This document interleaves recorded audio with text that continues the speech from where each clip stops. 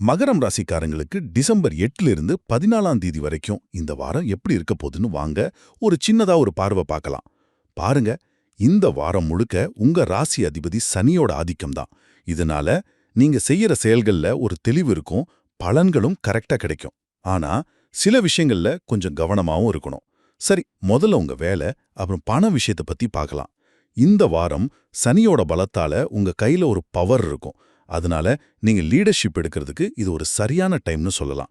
உங்க மேல அதிகாரிகளோட நம்பிக்கையும் நீங்க சுலபமா சம்பாதிப்பீங்க.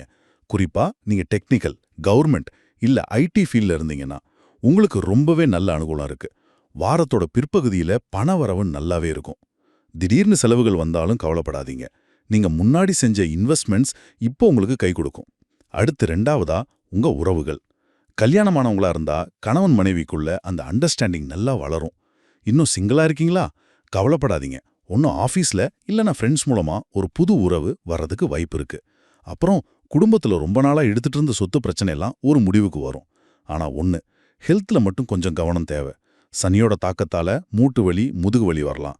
அதனால கொஞ்சம் நல்லா ரெஸ்ட் எடுத்துக்கோங்க. சரி, கடைசியா சில முக்கியமான விஷயங்கள்.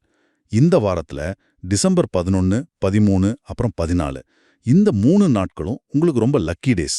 ஏதாவது முக்கியமான முடிவுகள் எடுக்கணும்னா இந்த நாட்கள்ல எடுங்க. ஆனா டிசம்பர் 10ஆம் தேதி மட்டும் கொஞ்சம் உஷாரா இருங்க. தேவையில்லாத செலவுகள் இல்லனா வேலையில சின்ன சின்ன பிரச்சனைகள் வர வாய்ப்பு இருக்கு.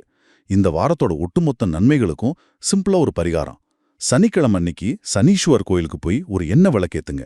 எல்லாம் நல்லபடியா நடக்கும். சுருக்கமா சொல்லணும்னா, இந்த வாரம் நீங்க சரியா பிளான் பண்ணி இறங்குனீங்கன்னா, வேலையா இருந்தாலும் சரி, பர்சனல் லைஃபா இருந்தாலும் சரி, நிச்சயமா ஜெயிக்கலாம்.